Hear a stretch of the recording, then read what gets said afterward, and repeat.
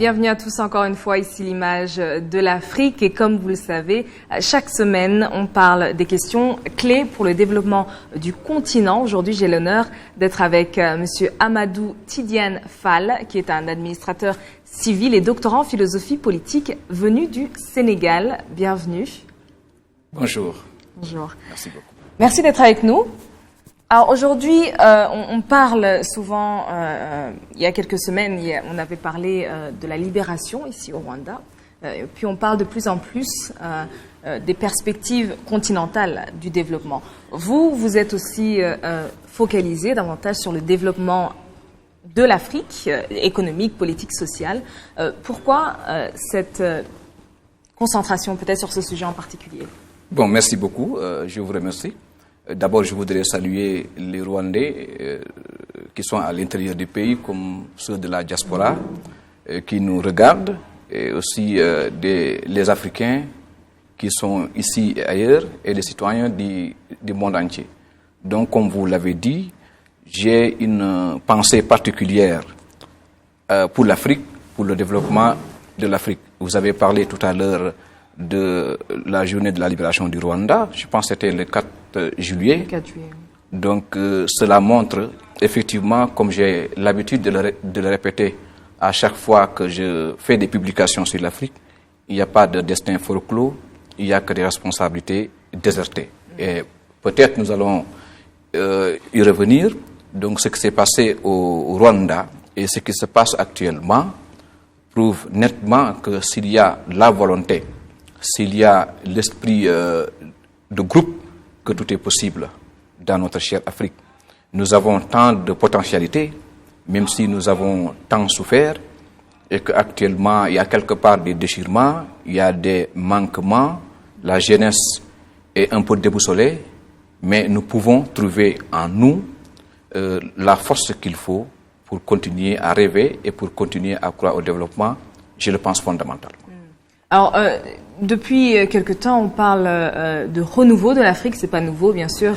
Chaque génération peut-être a eu son moment de renouveau. Est-ce que vous croyez qu'on assiste réellement à un renouveau du continent? Effectivement, je le pense. Je pense qu'un vent nouveau souffle sur l'Afrique.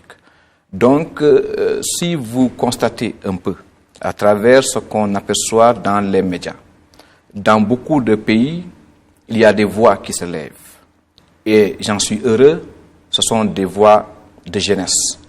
Regardez par exemple ce qui se passe au Congo, la République démocratique du Congo, qui est tout près, que je considère comme étant l'un des pays les plus riches du monde, mais qui est actuellement déchiré, et là depuis les indépendances, mais on voit qu'il y a une jeunesse unie, qui lutte, qui continue d'y croire. Et là, c'est au-delà des clivages politiciens. C'est au-delà des partis politiques. Et ça se passe aussi au Sénégal, comme le mouvement Y en a marre. Ce sont des jeunes, effectivement, qui se sont levés avec un souci nouveau, avec une forme de lutte nouvelle, avec un slogan assez porteur et qui est en train de conscientiser les jeunesses. Et je pense aussi que la même chose se passe au Togo. Donc, si le développement est possible, l'esprit de développement est possible au Rwanda, c'est que aussi les gens l'ont intégré, les gens l'ont accepté. Parce que je rencontre partout des jeunes disciplinés qui sont au fait de tout ce qui se passe et qui semblent l'accepter. Quel que puisse être des fois le taux du chômage ou bien la dureté de la vie, qu'ils puissent l'accepter en croyant que demain sera mieux qu'aujourd'hui. Donc dès l'instant qu'on commence à croire que demain sera mieux qu'aujourd'hui, je pense que ça, c'est un nouvel espoir. Et si on regarde bien, le miroir, ce sont les réseaux sociaux. Donc, nous constatons que des milliers d'Africains sont conscients de l'importance des potentialités de leur continent et qui estiment, à travers peut-être des formes variées, que le bonheur ne vient pas simplement de l'Occident. Donc, dès l'instant que la jeunesse africaine croit en elle-même, nous pouvons espérer que demain sera meilleur qu'aujourd'hui. Alors, on reviendra bien sûr sur la jeunesse, qui est un des piliers peut-être du développement du continent. Vous avez évoqué le mouvement Y en a marre, et on a, de par le continent, davantage de mouvements, dirais-je, d'opposition, de mouvements quelque peu violents quelquefois, ou pas, qui revendiquent, qui demandent à leurs États, à leur gouvernement, de faire plus, de faire différemment, ou tout simplement de laisser faire d'autres. Alors, selon vous, est-ce que c'est un aspect positif de notre développement ou pas? Effectivement, je pense qu'à bien des égards, c'est un aspect positif. En fait, il ne s'agit pas simplement de combattre ou bien de jouer au petit révolutionnaire. Il s'agit effectivement de poser un débat assez intéressant et un débat assez intellectuel. Ce que j'ai constaté, par exemple, au Sénégal, que je connais bien, les membres du groupe Y en a marre, le coordinateur, je le connais très bien depuis maintenant 18 ans. Nous avons partagé le même couloir à l'université. Les autres, ce sont des musiciens, donc des rappeurs, qui auparavant véhiculaient dans leur message, à travers leur type, des idées de révolution, des idées de croire en l'Afrique, des idées de pouvoir insérer dans la vie quotidienne des populations la salubrité. Voilà. Donc, ce ne sont pas simplement des groupes de jeunes qui revendiquent ou bien qui sont contre un pouvoir. J'aurais bien aimé voir que si dans un pays que le gouvernement est conscient des enjeux, que le gouvernement est à l'écoute du peuple, que le gouvernement se bat pour le développement, que ces mêmes jeunesses puissent l'appuyer. Mais aussi dans un pays où fréquemment les lois sont changées, non pas dans le sens positif pour les populations, mais dans des calculs politiciens, il est normal qu'il y ait des voix qui puissent se lever pour dire stop. Donc ce n'est pas seulement une jeunesse contestataire, mais c'est une jeunesse qui est consciente des enjeux et qui accepte le rôle qu'il doit jouer, qu'il accepte le rôle de sentinelle, le rôle d'éclaireur pour les populations, et je pense que c'est effectivement une bonne chose. Alors, il y a un proverbe qui dit « si jeunesse savait, si vieillesse pouvait ». Est-ce que vous ne pensez pas que quelquefois, la jeunesse, bien sûr, a l'énergie, a la fougue de contester, mais peut ne pas être totalement au fait, peut-être, de ce qui se passe, etc., ou peut être embrigadée dans des voies qui pourraient être détrimentaires au pays tout entier? Effectivement, il peut arriver des fois que cela puisse se passer. Mais ce qui est important, comme vous l'avez dit, si jeunesse savait, si vieillesse pouvait, ce que j'aurais recommandé à cette jeunesse-là, qui lutte, une jeunesse qui est porteur d'espoir, c'est d'abord d'avoir un background culturel et historique assez fort. Mais il peut arriver aussi que des jeunes dans un pays de l'Afrique, puissent mieux maîtriser l'histoire de ce pays que certains vieux. Et ça, je le dis très honnêtement, et ce sont des choses que l'on voit tous les jours. Maintenant, ce qu'il faut conseiller aux jeunes qui sont porteurs de projets et de combats, qu'ils maîtrisent d'abord l'histoire de leur continent, l'histoire de leur pays, pour au moins compenser, au moins l'âge, qui fait qu'ils n'ont pas beaucoup vécu, mais même s'ils n'ont pas beaucoup vécu, ils peuvent, à travers l'histoire, à travers les recherches, à travers les lectures. Parce que pour pouvoir mener un combat, il faudra effectivement avoir une base théorique. Et c'est cette base théorique qui permet d'éclairer le chemin, qui permet d'inspirer pour que cette inspiration puisse être bien expliquée aux populations. Donc il faudra qu'il soit cultivé, qu'il soit armé de science, qu'il soit au courant des faits historiques, qu'il puisse savoir d'où est-ce que nous venons, quelle est la situation que nous vivons actuellement et vers où nous voulons aller. Donc, effectivement, cette jeunesse pour porter le combat, pourvu, effectivement, qu'il puisse faire ce que je viens de dire tout à l'heure pour compenser un peu le manque d'expérience causé par l'âge un peu relatif. Alors, ce que vous dites, en fait, fait écho aussi au Rwanda. Il y a ce qu'on appelle Itorero, ou l'éducation civique, où on prend des jeunes qui viennent quelquefois de la diaspora et qui vont pendant quelques jours recevoir peut-être ces cours d'éducation civique, d'histoire de leur pays, de leur continent, etc., etc. Vous pensez que c'est un moyen de fermer peut-être cette différence entre les plus âgés, entre guillemets, qui savent et qui ont de l'expérience, etc., et qui peut-être donnent leurs connaissances à ces jeunes qui ont la force finalement de faire arriver cet avenir que l'on veut voir se produire? Effectivement, je suis entièrement d'accord avec ça. Parce que je dis qu'une révolution ne peut pas se faire, dans le bon sens, bien entendu, ne peut pas se faire sans la jeunesse. Et que quel que puisse être le courage, l'abnégation et la volonté de ces personnes âgées qui ont tout vécu et qui savent beaucoup de choses, il leur manque peut-être cette capacité de mobilisation ou bien cette force. Donc pour cela, c'est toute la population qui doit s'unir. Il appartient aux plus âgés d'informer les plus jeunes, de leur transmettre les connaissances. Il appartient aussi aux plus jeunes d'aller vers ces personnes âgées pour recueillir ces informations, pour avoir ces connaissances. Donc, comme vous l'avez dit, si ça se passe au Rwanda et ça ne m'étonne pas, c'est une excellente chose. Parce qu'il faudra que la jeunesse puisse être au courant de ce qui se passe, puisse être au courant de l'histoire, savoir d'où est-ce que le pays vient, ce que nous avons traversé, les erreurs qui sont commises. Et à partir de là, la jeunesse saura qu'est-ce qu'il ne faut plus faire. Et justement, qu'est-ce qu'il ne faudrait plus faire pour pouvoir arriver à accélérer le développement du continent, selon vous? Ce qu'il ne faut plus faire, c'est effectivement ce que nos devanciers ont fait. C'est cesser d'être manipulés par des personnes venues de l'extérieur qui ont d'autres visées, qui ont d'autres objectifs et qui apparaissent le plus souvent comme des pyromanes déguisés en sapeurs-pompiers.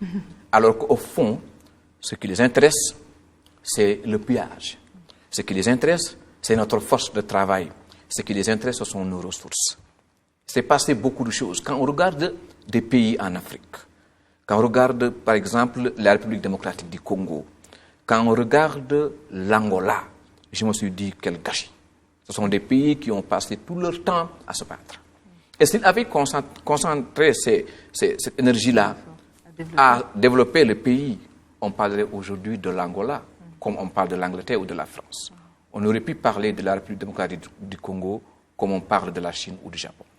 Donc, il ne faut plus accepter d'être manipulé, qu'on puisse s'entretuer entre nous. Je pense que les Burundis ne doivent plus découper les Burundis. Les Rwandais ne doivent plus massacrer les Rwandais. Les Algériens ne doivent plus se battre contre les Algériens. Deux factions politiques en Angola ne doivent pas s'affronter. Et bien, pour quel intérêt? Parce que le plus souvent, si on demandait à ces belligérants ceux qui livraient les combats, des années après, ils vous diront peut-être qu'ils ne savaient même pas au fond pourquoi ils se battaient. Parce que des gens venus de l'extérieur créaient des problèmes inutiles pour lesquels on pouvait s'asseoir et trouver des solutions. Donc il ne faut plus que la jeunesse africaine puisse tomber à travers ces choses-là, effectivement, qui sont futiles. L'énergie que l'on consacre, le manque de sommeil, les moyens que l'on dépense pour s'affronter, pour se massacrer, pour se tuer, si cette force-là, cette énergie, on le consacre au développement de l'Afrique, et effectivement, dans quelques années, nous pouvons voir quelque chose de merveilleux. Ça s'est passé au Nigeria pendant la guerre du Biafra. Nigeria, un pays, lorsque, juste après l'indépendance, effectivement, une partie du territoire a voulu entrer en sécession. Et aussi, c'est dû quelque part, peut-être que à la première période de l'indépendance, qu'il y avait toujours des guerres de positionnement. Que ceux qui avaient le pouvoir, peut-être qu'ils ont arraché de force ou par négociation des mains des Blancs, avaient tendance quelquefois à concentrer tout le pouvoir au niveau de leur groupe ethnique. Et ça aussi, ça conduit tôt ou tard à une guerre civile. Donc, ce que effectivement les militaires biafrais ont refusé, et c'est ce qui a conduit à cette guerre. À la fin, le gouvernement fédéral du Nigeria a gagné, donc le Biafra n'a pas pu devenir un État indépendant, mais tant mieux pour l'unité du Nigeria. Donc tant mieux pour l'unité de l'Afrique. Alors, souvent, on voit caché peut-être sous les problèmes politiques, entre guillemets, un spectre économique, que ce soit sous forme de corruption, que ce soit aussi sous forme d'aide que les pays veulent obtenir peut-être de l'étranger. Si on veut réellement être une Afrique indépendante, certains peut-être détracteurs diront, mais est-ce que l'Afrique a les ressources finalement économique pour être indépendante? Qu'est-ce que vous en dites? L'Afrique a les ressources économiques pour être financièrement indépendante. Nous avons, comme pour paraphraser le chanteur ivoirien Alpha Blondy, nous avons l'or à ciel ouvert. Nous avons la bauxite à ciel ouvert. Nous avons l'uranium à ciel ouvert. Mais regardez un peu. Je disais un jour à un ami que la République démocratique du Congo pourrait fournir de l'électricité à toute l'Afrique. Ce vaste pays qui est traversé par combien de lacs et par le fleuve Congo, l'un des plus grands. Le pourcentage de la population qui a accès à l'électricité est très faible. C'est un gâchis. Mais il y a des pays qui n'ont pas un sous-sol riche. Est-ce que vous pouvez me dire qu'est-ce qu'il y a de si particulier dans le sous-sol japonais ou français? Ou suisse. Ou suisse. Qui est un pays enclavé en plus. Il y a quoi là-bas? Mais les gens ont pu compenser ce manque de ressources par une intelligence tactique, par une démarche participative, par un patriotisme débordant. Maintenant, il n'est pas dit qu'on ne va pas collaborer avec les autres pays. Peut-être qu'au début, nous n'avons pas tous les moyens pour extraire le tantal qui existe au Congo. Nous n'avons pas tous les moyens pour extraire le pétrole et le gaz qui se trouvent au Nigeria ou bien au Sénégal. Mais nous pouvons avoir la force de pouvoir peser sur la balance, de savoir que ceci nous appartient et que dans le commerce mondial que nous puissions gagner. Nous avons les ressources humaines qu'il faut, nous avons la jeunesse qu'il faut, nous avons le territoire qu'il faut et nous avons les ressources qu'il faut. Mais maintenant, il faudra que les dirigeants africains soient fondamentalement patriotes, qu'ils soient sérieux et qu'ils soient sincères, qu'ils puissent d'abord viser le développement de l'Afrique, qu'ils puissent dire que ces ressources-là qui sont dans nos sous-sols doivent profiter au pays, doivent profiter à la population, au peuple. Mais si on se met à faire des deals avec d'autres pays, mais vous êtes honoré, votre famille est honorée, vous êtes sur un pédestal, vous pouvez avoir ce que vous voulez, pendant que l'autre gagne beaucoup. Donc, il faudra, pour ce que nous avons comme ressources, que des dirigeants conscients de cela, qui puissent défendre leur patrie, leur pays, leur peuple au prix de leur vie, et que cela soit beaucoup plus important, et effectivement que les postes qu'ils puissent occuper ou les positions actuelles sur lesquelles ils sont. Alors, vous dites pouvoir donner leur vie, et on a beaucoup d'exemples de ceux qui l'ont fait, bien sûr, les frères et sœurs rwandais qui se sont battus pour la libération de leur pays, mais aussi aux quatre coins du continent, les visionnaires qui se sont battus pour l'indépendance de leur pays. Est-ce que ça existe encore aujourd'hui? Oui, en fait, je pense que ça existe toujours, parce que ce que j'entends souvent quand je suis invité à des conférences, à des débats, ou bien les jeunes que je rencontre, je vois qui sont ces idées-là. Excusez-moi. Et ce qui s'est passé au Rwanda, c'est un exemple. Et nous voyons que les autorités sont toujours sur cette voie-là. C'est pourquoi j'ai beaucoup de respect et d'admiration pour le président Kagame, pour tout ce qu'il continue à faire. Parce qu'il est toujours sur cette même vision. Depuis qu'ils ont eu l'idée, dans les années 90, à libérer le Rwanda, à pouvoir instaurer une autre forme de gouvernance, ils sont toujours sur ce chemin-là. Ils se sont battus, il y a eu des contraintes, mais ils ont continué. Cela signifie, lorsque l'on croit à quelque chose, fondamentalement, qu'on se donne les moyens d'y parvenir, quels que puissent être les obstacles, on peut y parvenir. Qui pensait que en 1987, 88, 89, début 90, que c'est quelques Rwandais qui étaient en Ouganda ou dans la diaspora, qui pouvait croire qu'ils pouvaient effectivement arriver là où ils sont aujourd'hui, jusqu'à transformer ce pays-là, jusqu'à que nous autres Africains de l'Ouest puissions nous déplacer au Rwanda pour venir voir ce qui se passe et le montrer au reste de l'Afrique. Ça signifie qu'ils ont eu une vision, ils se sont donné les moyens, malgré les obstacles. C'était difficile, c'était terrible, c'était terrifiant, c'était mourant, mais ils ont cru à ça. Et aujourd'hui, voilà ce que ça donne. Et c'est pourquoi j'ai beaucoup de respect pour le président du Rwanda, pour le courage qu'il a eu, pour l'amour de son peuple, cet esprit de pardon, de réconciliation. Et il continue à inspirer beaucoup de jeunes. Et je dis qu'au Sénégal, beaucoup de jeunes sont admiratifs du président Kagame. Il suffit de voir sur Facebook, tu peux compter des centaines de jeunes. Le photo de profil, c'est le président Kagame. En fait, au-delà de la personne du président Paul Kagame, je sens que ces jeunes en veulent, que ces jeunes ont du respect pour ceux qui inspirent le respect. Que ce soit, ils le font pour Thomas Sankara, pour Patrice Lumumba et pour tant d'autres. Cela signifie qu'ils croient en l'Afrique. Ils croient au leadership des Africains. Cela signifie qu'ils croient plus que le développement viendrait du peuple souverain, que le développement viendrait des entrailles de l'Afrique, et non d'ailleurs. Alors, vous parlez de quelque chose qui est assez important, je pense, au-delà peut-être de la personne du président Kagame, au-delà de ceux qui se sont levés, les premiers, il y a aussi tous ceux qui étaient derrière, entre guillemets, et ça nous ramène à la question de savoir si la vision qu'ont certains leaders africains, bien sûr, on a de plus en plus des visionnaires, on a de plus en plus des gens qui ont une vision claire pour leur pays et pour leur continent.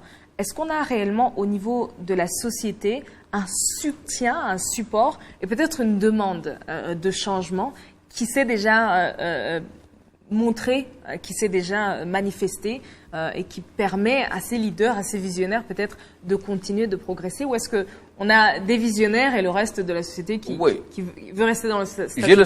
Je sens quand même qu'au niveau des populations, surtout au niveau de la jeunesse, il y a cette volonté-là. Peut-être il n'y a pas encore cette l'organisation qu'il faut. Et quand je dis que j'ai foi en l'Afrique, parce que je constate qu'effectivement, de jour en jour, que les jeunes Africains sont conscients de cela.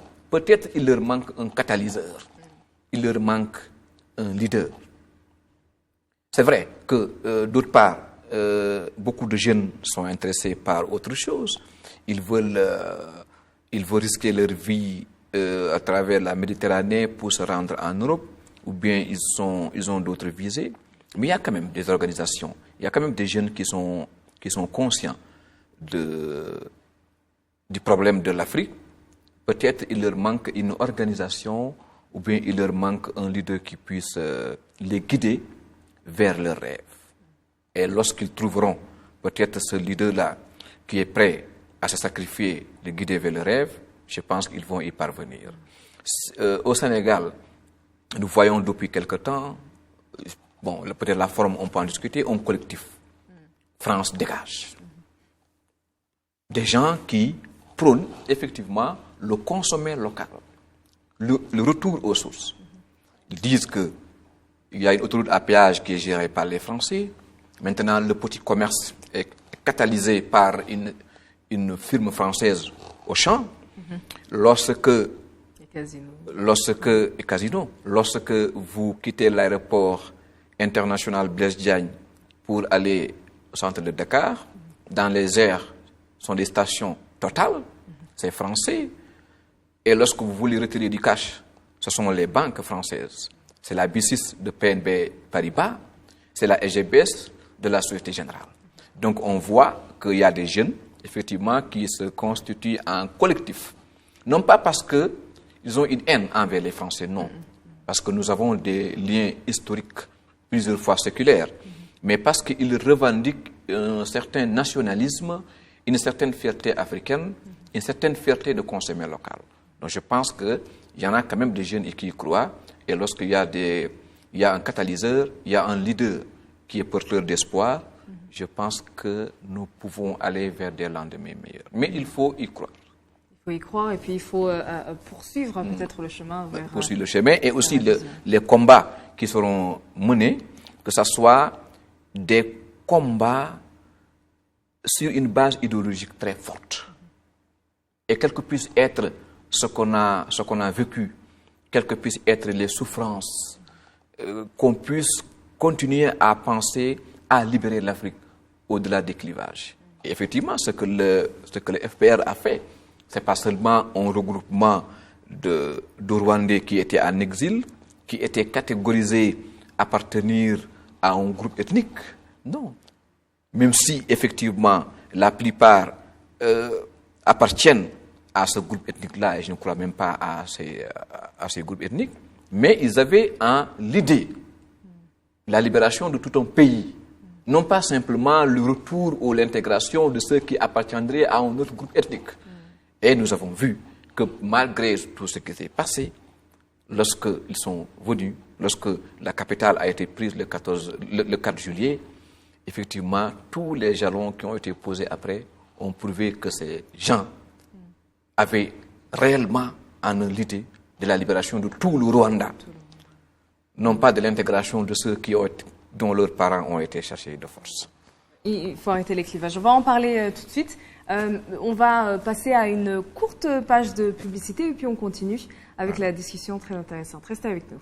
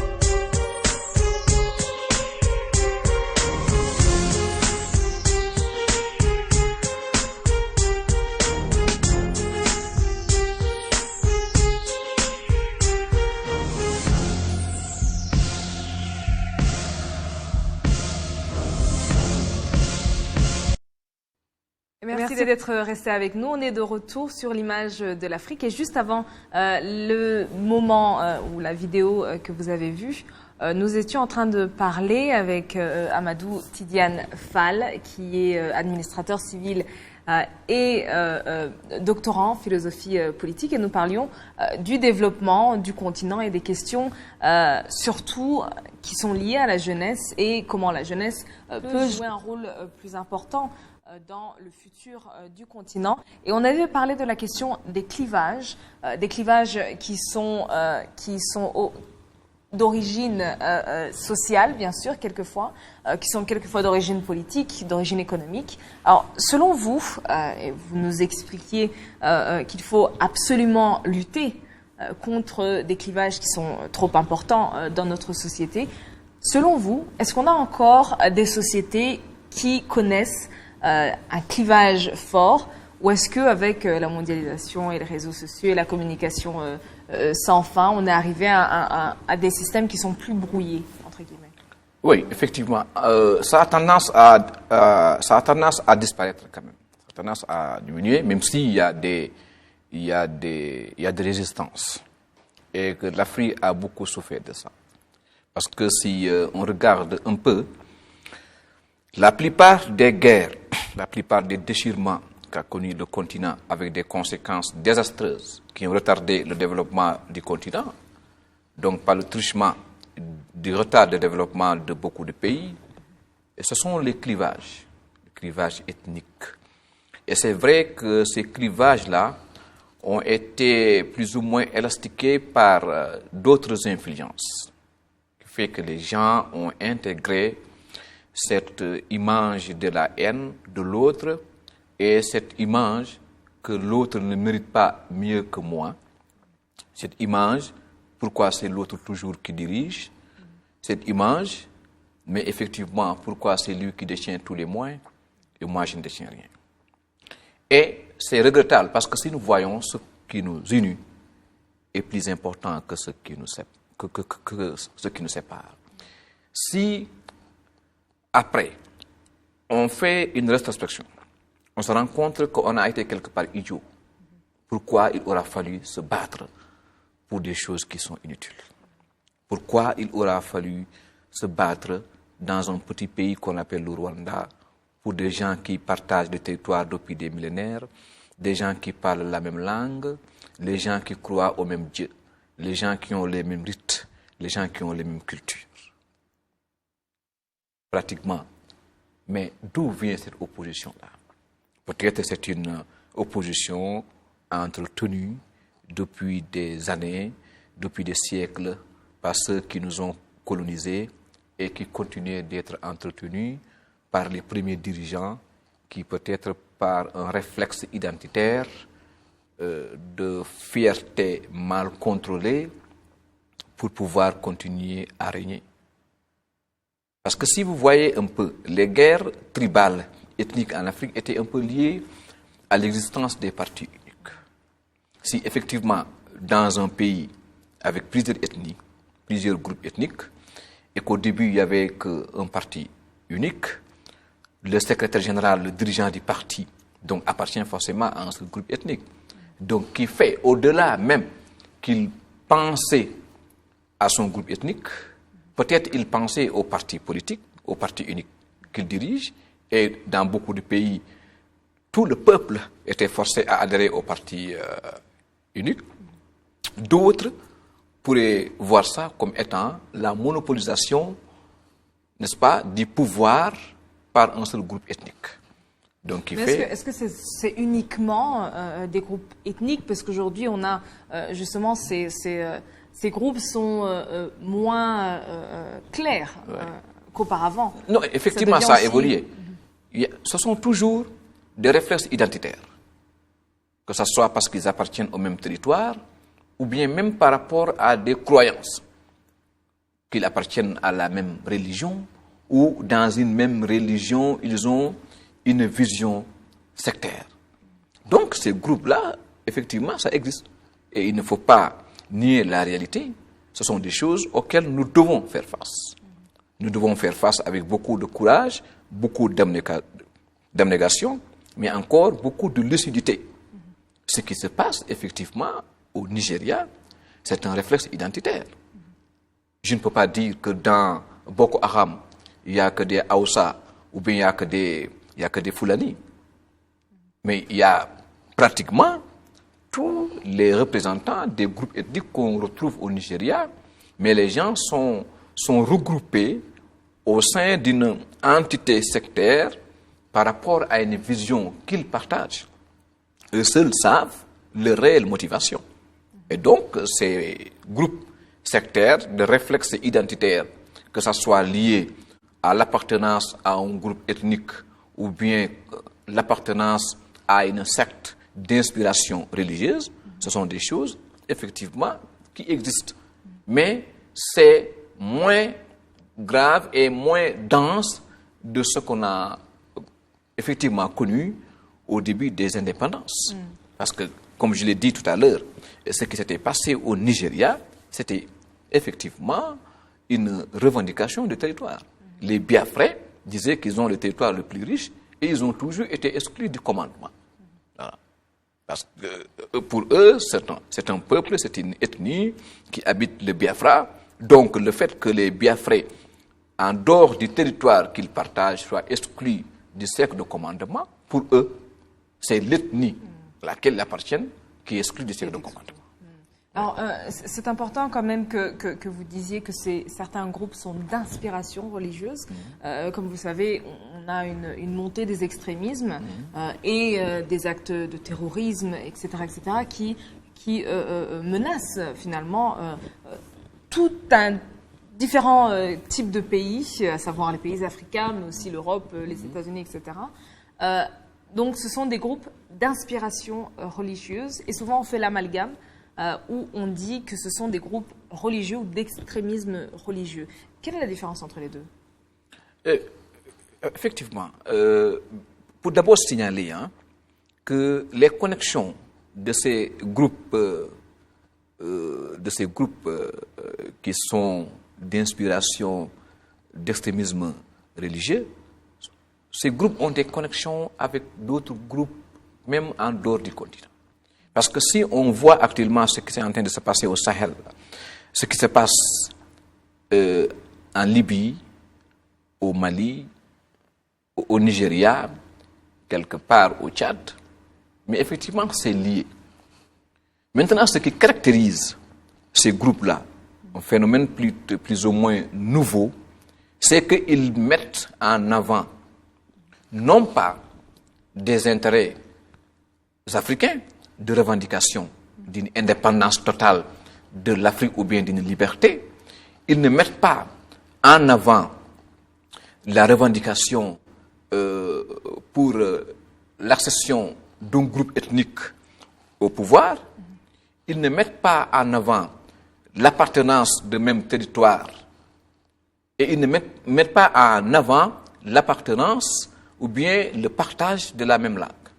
Mais ils mettent en avant une certaine inspiration religieuse qu'ils croient être universelle et qu'ils croient pouvoir imposer aux autres leur manière de penser et le plus souvent par la force. Et il y a une terrible amalgame parce que on confond le plus souvent l'islam au terrorisme, ce qui est totalement faux. Moi, je suis musulman. Effectivement, ce qu'on nous enseigne dans l'islam, c'est la paix, c'est la concorde, c'est l'amour de l'autre. D'abord, l'humain est ton frère. Ton coreligionnaire, c'est ton frère, comme un frère de sang. Maintenant, il faudra que les chercheurs puissent voir le fond, les réelles motivations de ces gens-là. Parce que je ne les considère pas comme étant des individus qui se battent, qui luttent au nom de l'islam.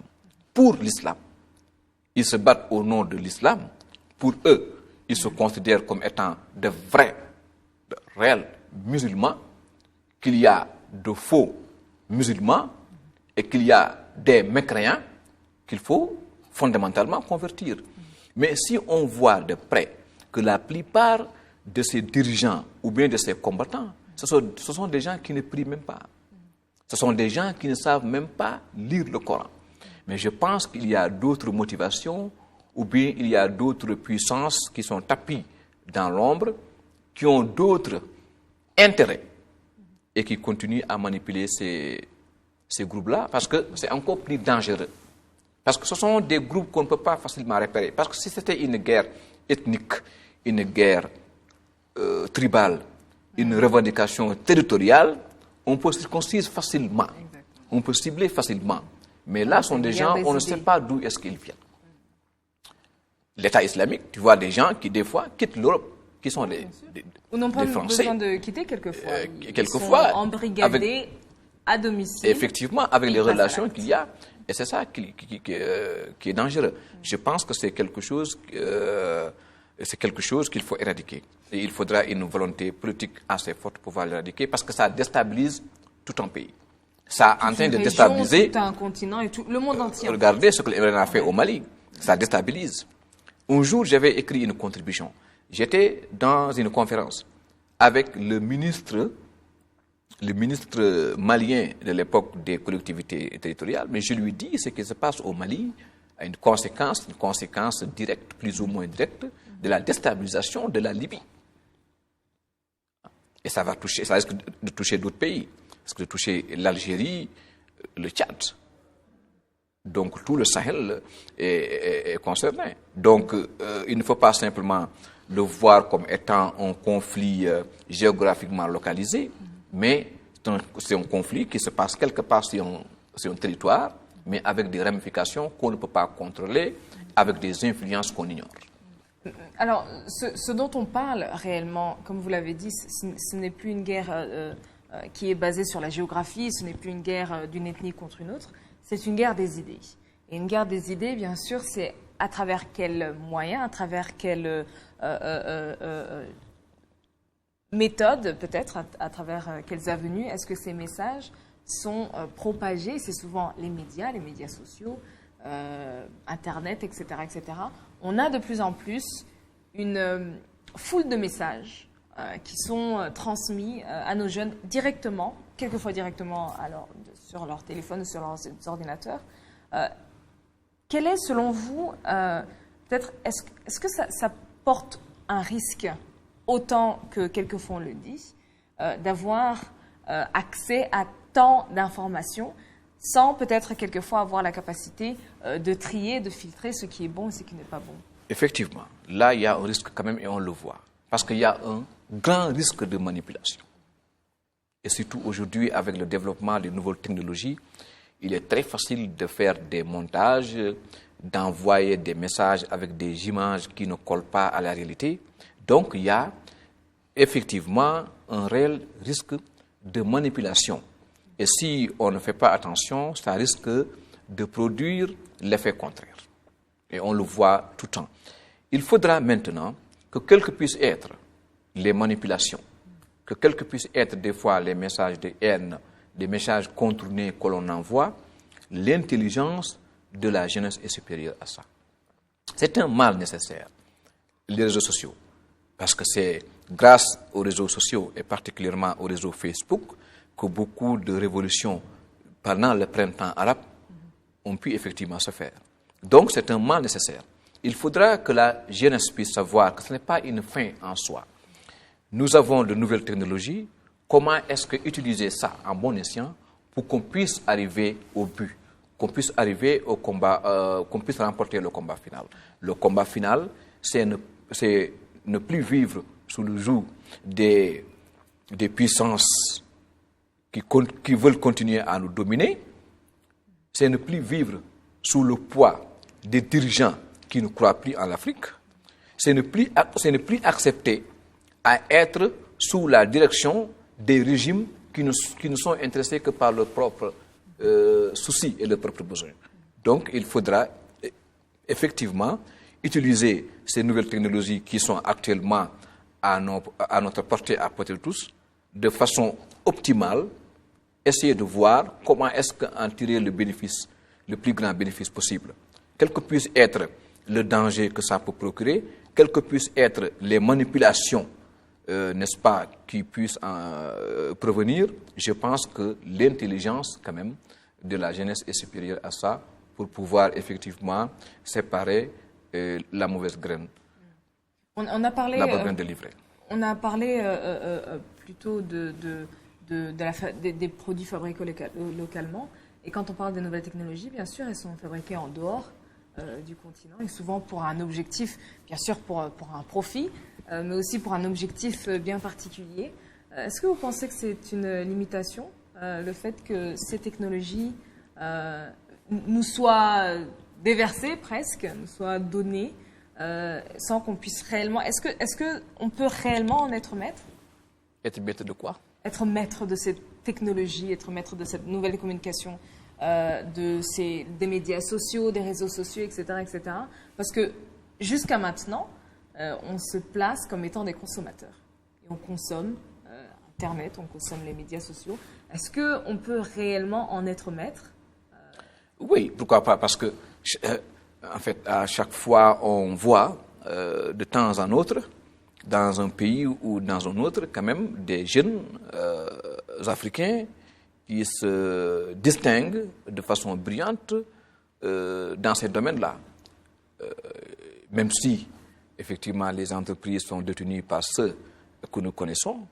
Mais comme je l'ai dit, avec l'intelligence que nous avons, l'intelligence que peut avoir la jeunesse africaine, tout est à notre portée. Il n'y a pas quelque chose qui n'est pas à notre portée. Nous pouvons tout domestiquer. Il suffit simplement d'y croire et il suffit encore de pouvoir accepter, de sacrifier, de faire les études qu'il faut. Il faudra que nous comprenions que nous sommes dans une période ou bien dans un territoire avec beaucoup de choses qui manquent. Et pour que demain soit meilleur qu'aujourd'hui, il faudra beaucoup de sacrifices. Les jeunes qui sont aux États-Unis, qui sont en France ou qui sont en Chine, ne sont pas plus intelligents que les jeunes qui sont en Afrique. Peut-être qu'ils n'ont pas les mêmes moyens, les mêmes opportunités. Et je pense que ces opportunités-là doivent être créées par nos dirigeants. Et c'est pourquoi les dirigeants doivent prêter attention, beaucoup attention à la jeunesse et pouvoir investir beaucoup de moyens pour permettre à nos jeunes élèves, étudiants, travailleurs et chercheurs d'avoir ces opportunités-là. Sinon, le reste du monde va utiliser dans le sens positif les nouvelles technologies, tout ce qui apparaît aujourd'hui, et maintenant, nous, non seulement nous serons continuellement manipulés, mais encore, nos jeunes n'auront pas cette capacité à pouvoir apprivoiser ce qui arrive et qui est inévitable, et à pouvoir l'exploiter, l'employer de façon intelligente. Mais je pense que par rapport à ce qu'on a vu, surtout dans les pays maghrébiens, tout ce qui s'est passé, lorsque le moment viendra, les jeunes, effectivement, pourront pouvoir utiliser ça en bon escient. Parce que je vois que des fois, ils détectent eux-mêmes, n'est-ce pas, la manipulation. Alors, on a parlé plus tantôt de la migration et de ces jeunes qui vont envers et contre tout et risquent leur vie, finalement, pour passer de l'autre côté, pour aller en Europe. Et le Sénégal fait partie de ces pays qui perdent un certain nombre de jeunes chaque année qui vont vers la route, vers l'Europe, entre autres.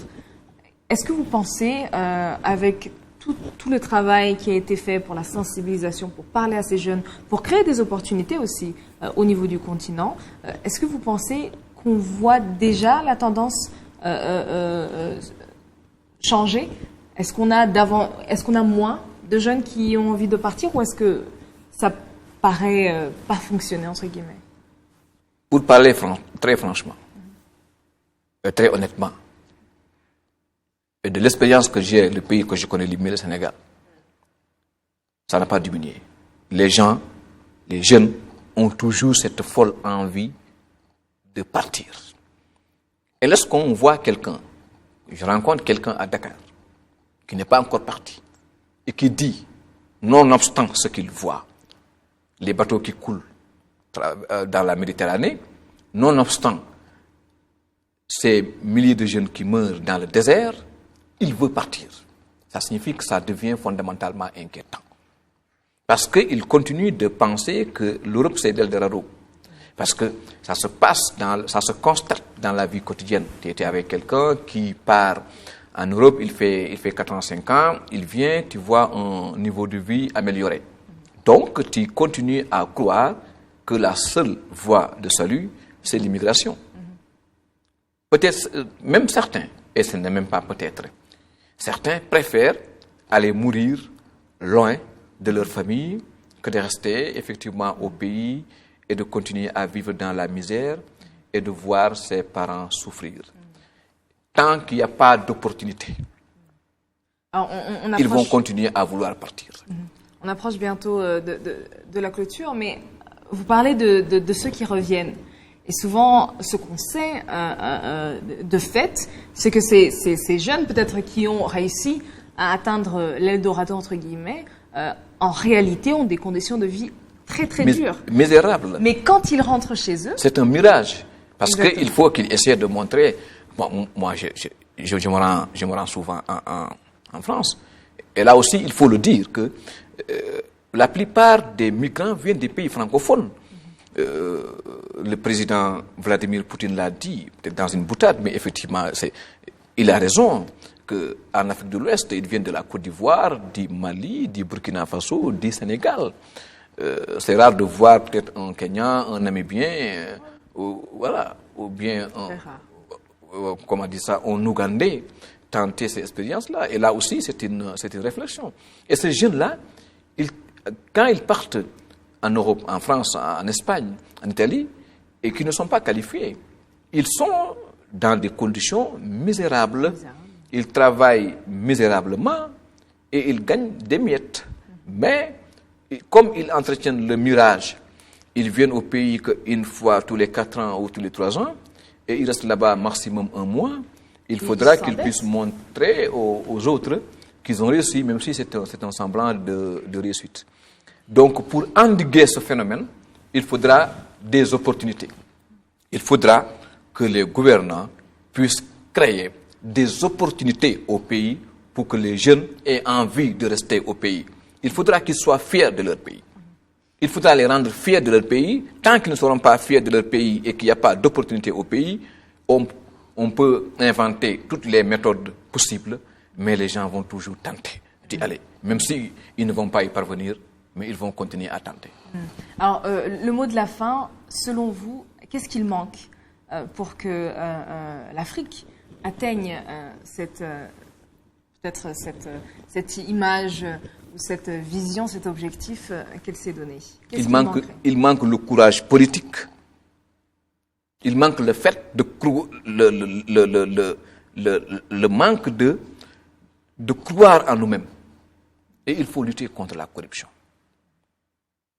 Eh bien, ça tombe bien parce que le thème de cette année de l'Union africaine, c'est la lutte contre la corruption. Effectivement, et j'admire ce qui se passe au Rwanda. J'ai été avec le DG de RADJB, l'Office rwandais de la bonne gouvernance, avec le docteur, le professeur Siaka Anastase.